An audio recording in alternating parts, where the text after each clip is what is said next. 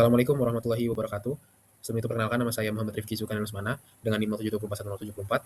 Saya selaku ketua kelompok dari kelompok 4 Alap dari praktikum rekayasa lalu lintas. Di kesempatan kali ini, kami ingin menyampaikan hasil praktikum yang meliputi analisa volume, kecepatan, dan waktu tempuh pada ruas jalan Dr. Sutomo dan persimpangan Karyangau kilometer 5,5. Kami berharap presentasi ini dapat memberikan pemahaman menyeluruh tentang kondisi lalu lintas pada ruas dan persimpangan yang kami teliti. Dari itu, adapun anggota kelompok dari kami sebagai berikut. Assalamualaikum warahmatullahi wabarakatuh. Perkenalkan, nama saya Firdaus Junior dengan NIM 07241035 dari program studi teknik sipil angkatan 2024. Nah, jadi di sini saya ingin menjelaskan ke teman-teman semua mengenai survei volume kendaraan pada ruas jalan. Nah, tapi sebelum kita perlu mengulik lebih dalam lagi tentang survei volume kendaraan di ruas jalan ini, kita perlu tahu dulu nih mengenai volume lalu lintas. Jadi, apa sih volume lalu lintas itu? Jadi volume lalu lintas itu adalah banyaknya kendaraan yang melintasi suatu titik pada lajur tertentu di jam tertentu. Nah, setelah kita sudah tahu nih apa sih volume lalu lintas itu, baru kita juga perlu tahu juga tentang survei kendaraan. Nah, jadi survei kendaraan itu tepatnya di ruas jalan itu adalah kita menghitung jumlah kendaraan yang melintasi titik tertentu selama periode waktu yang telah ditentukan. Nah, untuk penelitian kita kali ini, kita tuh mengambil ruas jalan di Dr. Sutomo. Nah, tapi setelah kita ingin melakukan survei, kita juga membagi jenis kendaraan yang akan kita survei menjadi 4 bagian. Yang pertama itu ada LV. Apa sih LV itu? Jadi LV itu adalah light vehicle ataupun kendaraan ringan. Dia biasanya kendaraan roda 4 seperti mobil keluarga ataupun angkutan umum dan sebagainya. Lalu setelah itu ada HV. HV itu high vehicle atau kendaraan berat, biasanya seperti bus ataupun truk. Lalu yang ketiga itu ada MC. MC itu sepeda motor, kendaraan roda 2. Dan yang terakhir itu adalah UM atau unmotorcycle. Unmotorcycle itu biasanya kendaraan yang tidak mempunyai mesin seperti sepeda atau gerobak dan sebagainya. Nah, oke teman-teman, selanjutnya kita masuk ke dalam waktu pelaksanaan surveinya teman-teman. Jadi kami melaksanakan surveinya tuh di hari Senin hingga hari Kamis. Jadi kami mengincar waktu tuh di hari kerja teman-teman. Untuk total pelaksanaan surveinya itu selama 13 jam. Namun kami tidak mengambil full satu hari 13 jam. Jadi kami membagi 13 jam itu ke dalam 4 hari itu, Senin sampai Kamis. Nah, untuk waktu dimulainya surveinya itu dimulai dari jam 6 pagi hingga jam 7 malam. Nah, untuk pengambilan sampel datanya sendiri itu kami menggunakan metode manual dengan counter teman-teman. Oke, selanjutnya teman-teman kita masuk ke dalam datanya teman-teman. Jadi seperti yang teman-teman lihat di sini teman-teman, di sini ada hasil survei volume kendaraan pada ruas jalan Dr. Sutomo teman-teman. Nah, di sini nih ada 2 jalur ruas yang kita ambil teman-teman. Jadi dari timur ke barat dan juga barat ke timur. Cuma kalau teman-teman lihat di sini pada kolom datanya itu bukan hanya waktu serta golongan kendaraannya saja teman-teman yang kita tulis, namun cuaca juga kita tulis teman-teman. Apa sih tujuan kita menulis cuaca di sini? Jadi cuaca itu sangat mempengaruhi volume kendaraan pada ruas jalan teman-teman. Jadi ketika cuacanya sedang hujan, itu volume kendaraannya itu juga bisa menurun. Oke teman-teman, setelah kita sudah mengambil data volume kendaraan di ruas jalan baik dari timur ke barat maupun barat ke timur, kita bisa menjumlahkan seluruh kendaraan berdasarkan golongan kendaraannya teman-teman. Seperti yang terlihat pada tabel di sini teman-teman. Ini ketika sudah dijumlahkan teman-teman. Lalu setelah dijumlahkan per golongan baru langsung ditotal juga teman-teman. Seperti ini. Oke. Oke teman-teman, setelah kita sudah mengakumulasikan volume kendaraan ruas tadi dari timur ke barat maupun barat ke timur, lalu kita jumlahkan per 1 jam, kita dapatlah jumlah segini. Selanjutnya kita bisa menentukan peak hour dan juga free flow-nya. Tapi apa sih free flow itu? Apa sih peak hour itu? Jadi peak hour itu adalah puncak dari kepadatan volume kendaraan di suatu ruas. Sedangkan free flow itu adalah volume kendaraan di suatu ruas itu tetapi yang paling rendah. Seperti itu teman-teman. Jadi kalau misalnya peak hour itu yang terpadat, kalau free flow itu yang paling terendah gitu loh jadi dia. Oke teman-teman, setelah kita sudah mendapatkan peak hour dan juga free flow-nya, selanjutnya kita bisa konversikan satuan arus dari kendaraan di setiap jam itu menjadi SMP teman-teman atau satuan mobil penumpang. Yang bisa kita lihat pada tabel MKJI di sini. Seperti teman-teman. Untuk pengkonversiannya itu karena ruas kami ini kurang dari 6 meter juga dalam 2 lajur tak terbagi teman-teman. Jadi 2/2 seperti itu teman-teman. Yang menjadikan LV-nya itu 1, HV-nya 1,2 dan juga MC-nya itu 0,35 teman-teman. Nah, setelah itu kita hitung teman-teman. Untuk contoh perhitungannya seperti ini, kendaraan setiap jam dikali ekivalensi mobil penumpang teman-teman. Untuk contohnya seperti ini. Nah, setelah kita sudah mengetahui perhitungannya, langsung kita olah datanya dan kita dapatkan hasilnya seperti ini, teman-teman. Nah, setelah kita sudah mendapatkan hasilnya ini, kita buat diagram hingga hasilnya seperti ini, teman-teman. Bisa terlihat di sini bahwasanya terjadi lonjakan pada pukul 6, lalu dia turun melandai, dan pada sore hari di sekitar jam 17 sampai jam 18, yaitu pada jam peak hour-nya, itu mempunyai tingkat kemacetan yang cukup tinggi, teman-teman, atau kepadatan tertinggi. Sebelumnya perkenalkan, nama saya Muhammad Fajar Fernanda dengan NIM 07241066. Di sini saya akan menjelaskan lokasi yang kami pilih untuk melakukan kegiatan praktikum tersebut. Untuk lokasi persimpangan, di sini kami memilih lokasi simpang Karyangau 55, yaitu simpang tak bersinyal, di mana menghubungkan Jalan Soekarno-Hatta sebagai jalan arteri primer dan Jalan Projakal sebagai jalan kolektor primer. Jalan arteri melayani arus kendaraan dengan volume tinggi dan kecepatan yang lebih besar, sedangkan jalan kolektor menyalurkan kendaraan dari pemukiman dan area perdagangan. Kawasan sekitar simpang merupakan area campuran mulai dari pemukiman, pertokoan, hingga akses menuju kawasan industri Karyangau. Aktivitas ini membuat simpang mengalami kepadatan, terutama pada jam sibuk, pagi dan sore hari. Hambatan samping seperti kendaraan keluar masuk, dan juga pejalan kaki yang cukup tinggi. Dan di lokasi ini kami melakukan kegiatan praktikum, di mana yaitu adalah volume kendaraan pada simpang tak bersinyal. Jadi kami menghitung jumlah kendaraan dari setiap lengan simpang, serta mengelompokkan jenis kendaraan menjadi MC, LV, dan HV. Dan data ini juga digunakan untuk menentukan pola arus, jam puncak, dan menganalisis kinerja simpang berdasarkan pedoman MKJI.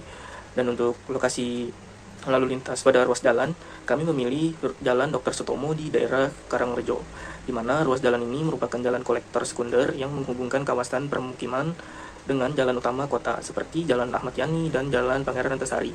Ruas jalan memiliki dua lajur, dua arah, tak terbagi dengan kondisi perkerasan aspal yang cukup baik. Lingkungan sekitar jalan juga didominasi oleh pemukiman, padat toko kecil, dan berbagai aktivitas masyarakat sehingga hambatan samping cukup tinggi. Hal ini mempengaruhi variasi arus kendaraan pada pagi, siang, dan sore hari. Dan di ruas jalan Dr. Sutomo ini kami melakukan kegiatan praktikum, yaitu survei volume kendaraan, survei kecepatan, baik itu time and speed maupun space man speed, dan juga survei waktu tempuh. Dari ketiga data tersebut, sangat penting untuk menganalisis kinerja ruas jalan, serta memahami dampak hambatan samping terhadap pergerakan kendaraan. Keterkaitan antara kedua lokasi ini saling melengkapi. Banyak kendaraan dari pemukiman sekitar Dr. Sutomo yang melanjutkan perjalanan menuju Jalan Arteri Soekarno-Hatta melalui beberapa akses penghubung. Dengan demikian, pola arus dari kedua lokasi memberikan gambaran utuh mengenai kondisi lalu lintas perkotaan di Balikpapan. Selanjutnya adalah hasil dan analisa survei volume pada persimpangan Karyangau kilometer 5,5. Setelah dilakukan survei pada persimpangan Karyangau kilometer 5,5 pada interval waktu dari jam 6.00 WITA hingga 19.00 WITA, diperoleh volume pada kendaraan MC, LV, HV, dan IM sebagai berikut. Yang pertama dari arah kilometer 15 ke kilometer 0, pada kendaraan MC sebanyak 14.559 kendaraan, kendaraan LV sebanyak 4.501 kendaraan, kendaraan HV sebanyak 1.135 kendaraan, kendaraan UM sebanyak 8 kendaraan. Dari arah kilometer 0 ke kilometer 15, pada golongan kendaraan MC sebanyak 13.358 kendaraan, kendaraan LV sebanyak 3.979 kendaraan, kendaraan HV sebanyak 1.265 kendaraan, dan kendaraan UM sebanyak 4 kendaraan. Dari arah Jalan Projakal ke kilometer 15, pada kendaraan MC sebanyak 3.219 kendaraan, kendaraan LV sebanyak 740 kendaraan, kendaraan HV sebanyak 625 kendaraan, dan kendaraan UM sebanyak 0 kendaraan. Dari arah kilometer 15 ke Jalan Projakal, pada kendaraan MC sebanyak 2.481 kendaraan, kendaraan LV sebanyak 896 kendaraan, pada kendaraan HV sebanyak 196 kendaraan, dan kendaraan UM sebanyak 0 kendaraan. Dari arah Jalan Projakal ke kilometer 0, pada kendaraan MC sebanyak 13.644 kendaraan, pada kendaraan LV sebanyak 3.550 kendaraan, kendaraan HV sebanyak 920 kendaraan, dan kendaraan UM sebanyak 3 kendaraan.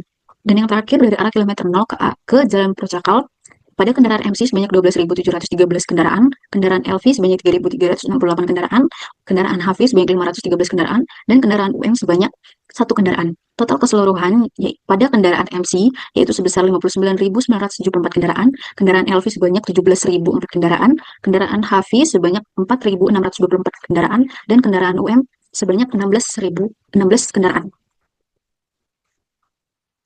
Berikutnya adalah grafik fluktuasi jam puncak pada persimpangan Karyangau kilometer 5,5. Dapat dilihat dari grafik berikut.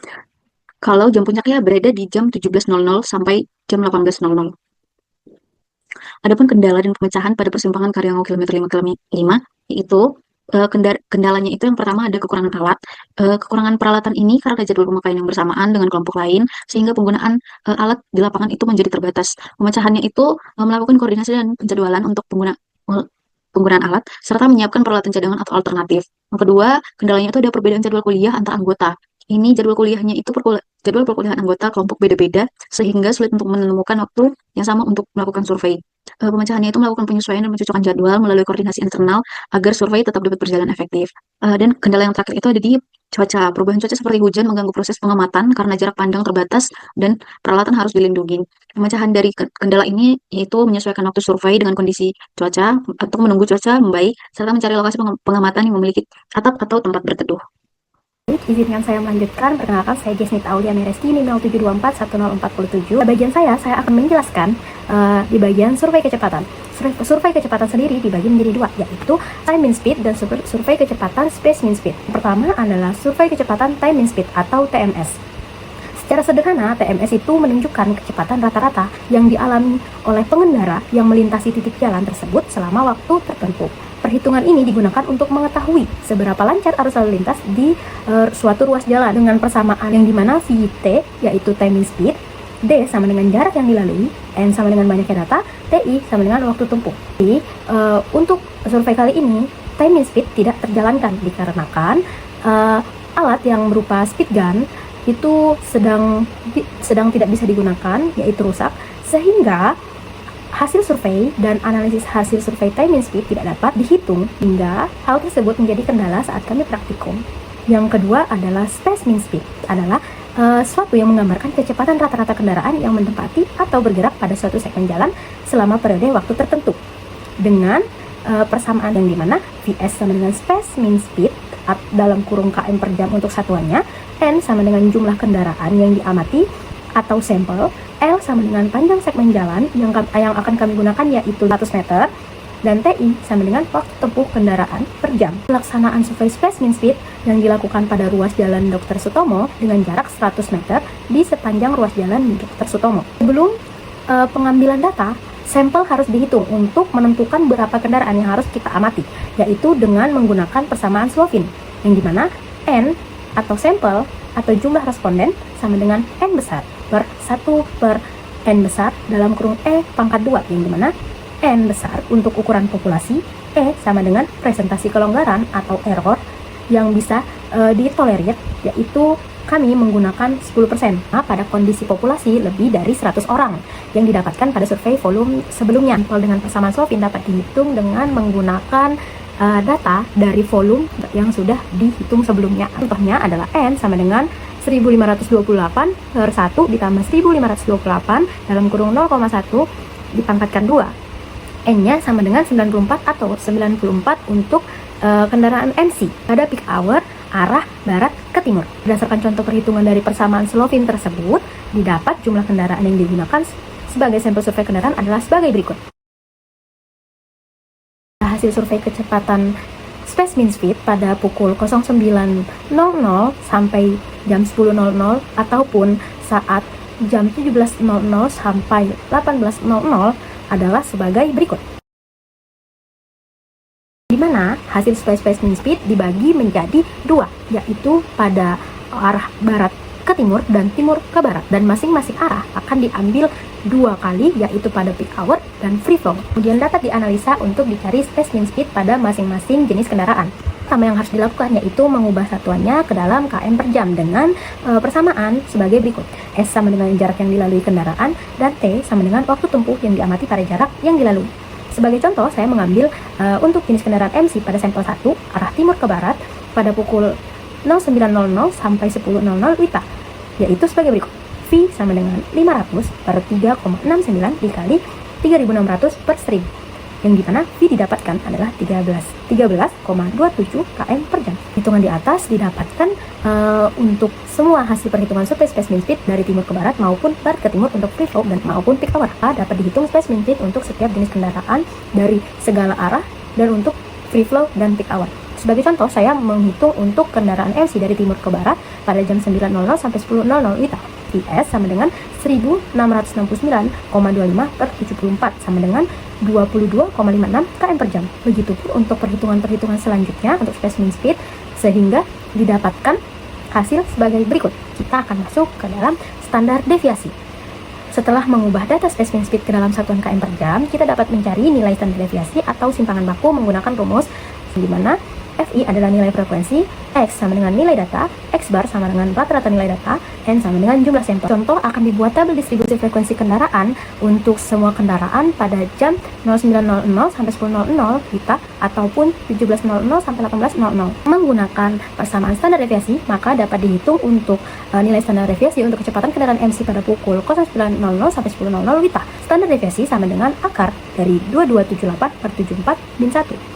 Standar deviasinya adalah 0,65 km per jam. Kemudian didapatkan hasil dari semua perhitungan sebagai berikut.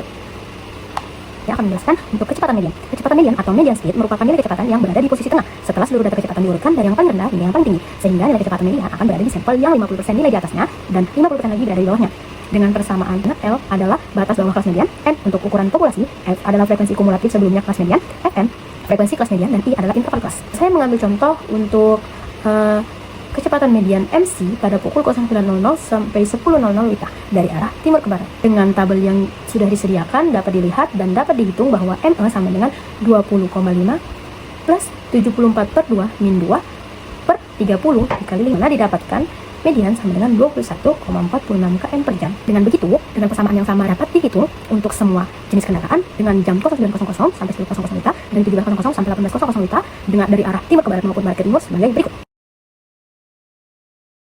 Baik, selanjutnya saya akan menjelaskan tentang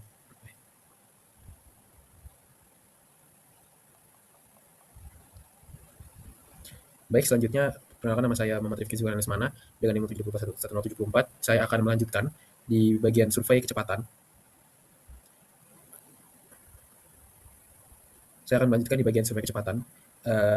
Yang selanjutnya adalah pace. Jadi, apa sih pace itu? Jadi, pace adalah waktu yang diperlukan untuk menempuh suatu jarak tertentu. Dalam analisa lalu lintas, pace digunakan biasanya untuk menentukan interval kecepatan dengan cara mengidentifikasi interval data yang memiliki frekuensi terbesar, lalu menggunakan frekuensi kelas sebelumnya dan sesudahnya sebagai parameter untuk menghitung nilai pace tersebut.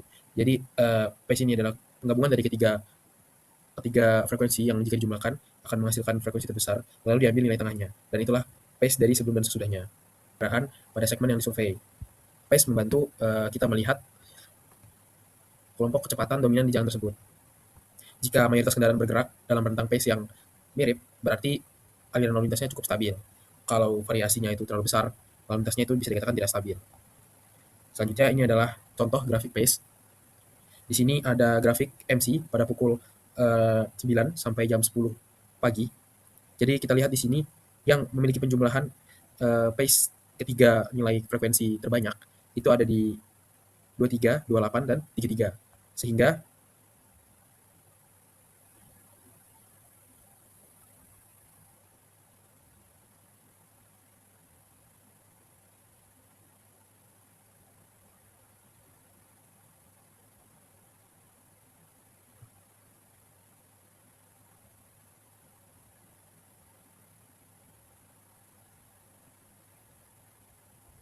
berdasarkan gambar contoh grafik pace ini, itu dapat dilihat bahwa kecepatan terbanyak untuk kendaraan MC arah timur ke barat yang di sini itu pada pukul 9 dan 10 pagi, yaitu berkisar 18 km per jam sebanyak 30 kejadian.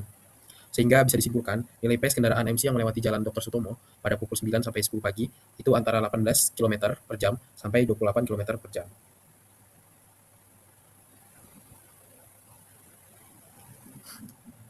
Di sini ada sedikit hasil pace. Kok sedikit sih? Di sini ada hasil pace dari timur ke barat. Untuk free flow didapatkan MC-nya. Pace dari MC tersebut adalah 18 sampai 28 km per jam. Lalu selanjutnya pace untuk LV atau light vehicle di kondisi free flow itu di 13 sampai 23 km per jam. Lalu untuk HV atau heavy vehicle itu ada di 13 sampai 23 km per jam. Dan untuk di peak hour-nya, pace di MC-nya itu atau motorcycle ada 23 sampai 33 km per jam, dan pace untuk LV atau light vehicle itu 18 sampai 28 km per jam, dan HV itu ada di 16 sampai 20 km per jam. Selanjutnya ada hasil pace dari arah barat ke timur di kondisi free flow. Pace untuk MC ada 18 sampai 28 km per jam, dan LV 18 sampai 28 km per jam, dan HV-nya itu ada 18 sampai 28 km per jam. Dan pada saat peak hour, MC itu ada di 18 sampai 28 km per jam, LV 18 sampai 28 km per jam, dan di HV itu ada 13 sampai 23 km per jam.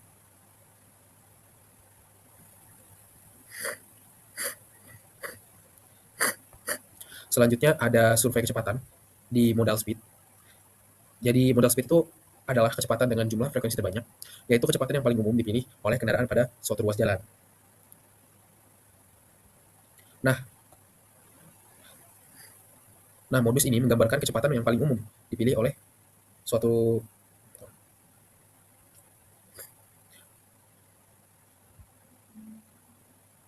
Nah, modal speed ini dan pace itu saling melengkapi dia untuk menunjukkan pola kecepatan dominan di lapangan. Selanjutnya itu ada persamaan untuk menghitung modal speed.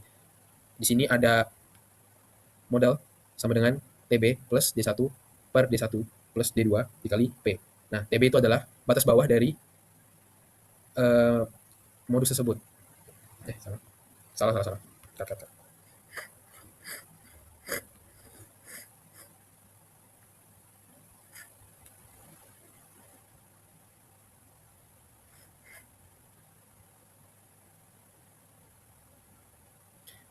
Jadi di sini terdapat persamaan untuk menghitung modal. Jadi TB itu adalah yang Jadi di sini ada persamaan untuk menghitung modal yang dimana TB itu adalah batas bawah kelas interval. D1 itu adalah selisih frekuensi kelas modal dari frekuensi sebelumnya. D2 itu selisih frekuensi kelas modal dari frekuensi sesudahnya. Dan P itu adalah interval kelas. Dan selanjutnya ini adalah contoh perhitungan modal speed.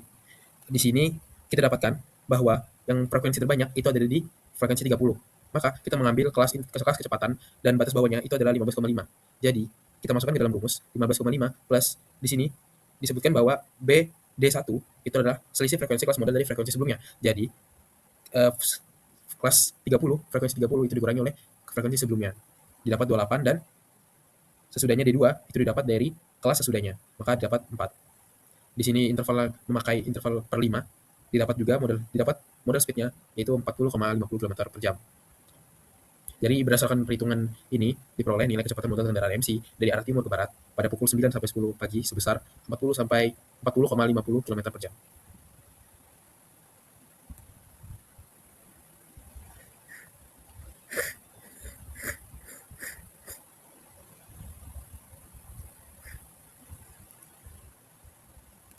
Kemudian selanjutnya masuk ke persentil 85, yang dimana persentil 85 adalah kecepatan yang ditempuh oleh 85 pengemudi dan dianggap dapat menggambarkan kecepatan operasional yang umum terjadi di lapangan. Jadi persentil 85 ini adalah kecepatan yang masih ditempuh oleh 85% dari pengendara. Artinya persentil 85 tinggi itu mayoritas pengendara memang cenderung melaju cepat. Jika rendah, kecepatan rata-rata itu lebih terkendali.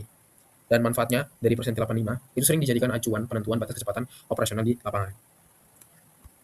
Di sini ada contoh persentase kumulatif dari untuk kendaraan MC pada pukul 2 sampai 3 WITA. Di sini ada tabel kelas kecepatan pada kolom yang kelas kecepatan itu ada 15 sampai 20 dan ada 20, 21 sampai 25, 29, 26 sampai 30. Lalu nilai tengahnya didapat pada kolom pertama itu ada 18, 23 dan 28. Untuk frekuensinya itu didapat untuk kelas kecepatan 15 sampai 20 itu frekuensinya ada 26. Kelas kecepatan 21 sampai 25 itu ada 41 dan frekuensi nilai kelas kecepatan 26 sampai 30 itu ada 16 dan totalnya itu ada 83. Lalu persentase yang selanjutnya itu ada persentase yang dimana persentase ini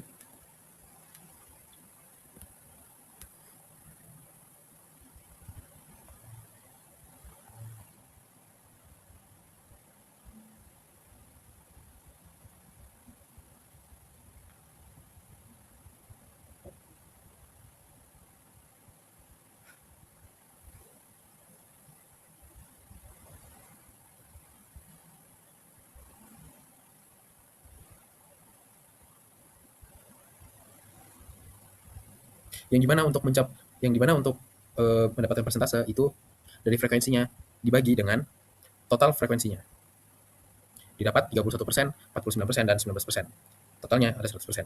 Sedangkan persentase kumulatif itu adalah penjumlahan dari persentase-persentase yang ada di sebelumnya untuk mencapai kumulatif dari persentase tersebut.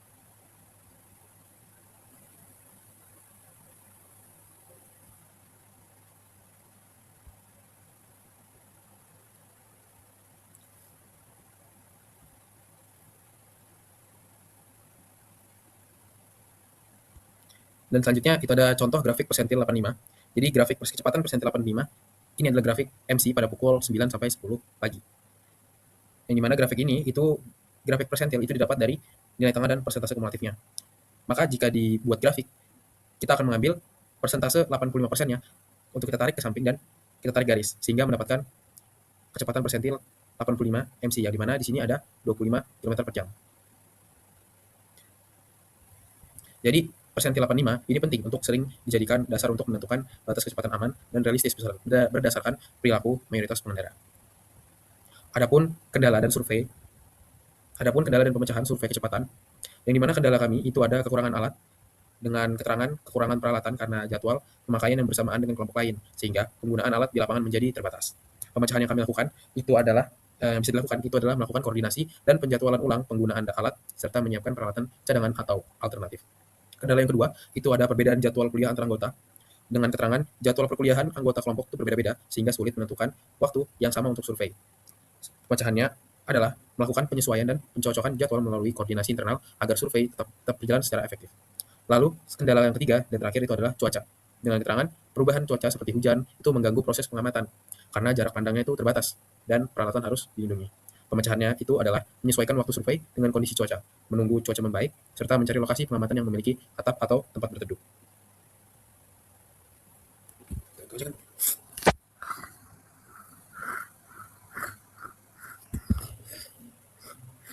Baik, selanjutnya untuk survei waktu tempuh pada ruas Jalan Dr. Sutomo peak hour jarak 500 meter. Di mana hasil survei waktu tempuh yang didapatkan dapat dilihat pada tabel 4.1, hasil survei waktu tempuh timur ke barat, yang dimana untuk jenis kendaraan MC di jarak segmen 0,5 didapatkan waktu tempuh di angka 85,38 detik, 57,54 detik, 41,55 detik dengan kecepatan segmen yang bervariasi dan ada stop time-nya di waktu tempuh 85,38 detik, yang dimana stop time-nya 11,58 dikarenakan adanya kemacetan. Selanjutnya untuk jenis kendaraan LV untuk jarak segmen 0,5 waktu tempuhnya itu ada 3 sampel, di mana yang pertama itu ada 83,84, yang kedua ada 53,83, yang ketiga ada 70,84, yang dimana kecepatan segmennya juga bervariasi dan terdapat stop time di kecepatan segmen 21,47 km per jam dengan stop time sebesar 43,04 dikarenakan adanya kemacetan juga. Untuk jenis kendaraan HV jarak segmen 0,5 waktu tempuhnya sekitar 181,27 dengan kecepatan segmen 9,93 dan stop time-nya 84 detik dikarenakan adanya penumpang yang mengantar. Selanjutnya untuk hasil survei waktu tempuh dari barat ke timur, itu terdapat jenis kendaraan MC yang memiliki waktu tempuh 3 sampel dengan jarak segmen 0,5.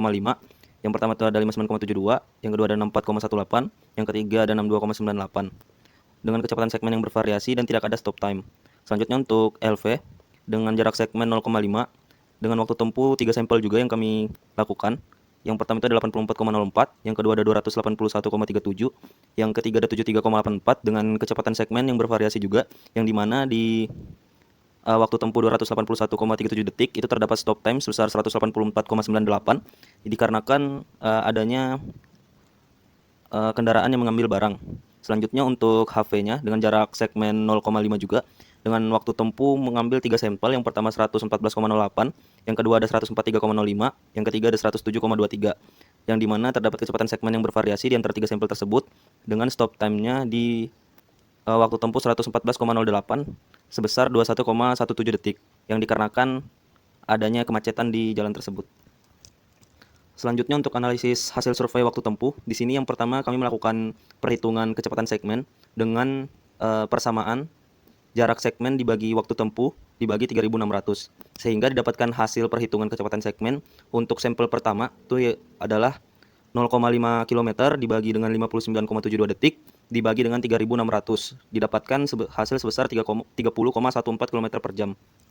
Selanjutnya untuk waktu efektif kami melakukan perhitungan dengan persamaan waktu tempuh dikurangi waktu berhenti yang didapatkan hasil perhitungan waktu efektif sama dengan 59,72 detik dikurangi 0 detik yang hasilnya sebesar 59,72 detik. Selanjutnya untuk waktu tempuh ideal yang dimana kami juga mengambil satu contoh sampel dari data yang dimana persamaannya itu jarak segmen per batas kecepatan dikalikan 3600 sehingga didapatkan hasil perhitungan 0,5 km dibagi 40 km per jam dikalikan dengan 3600 hasilnya sebesar 45 detik. Selanjutnya untuk segmen delay-nya kami juga melakukan persamaan dengan mengambil contoh sampel dari data yang dimana persamaannya adalah waktu tempuh dikurangi dengan waktu ideal sehingga didapatkan hasil perhitungan 59,72 detik dikurangi 45 detik hasilnya sebesar 14,72 detik untuk segmen delay-nya. Selanjutnya untuk kecepatan net kami mengambil juga satu contoh sampel data dari yang kami dapatkan yang dimana kami menghitung sampel tersebut dengan persamaan jarak segmen per waktu efektif dikalikan 3600 yang dimana yang kami masukkan untuk melakukan perhitungan sehingga didapatkan 0,5 km dibagi 59,72 detik dikalikan 3600 maka hasilnya 30,14 km per jam.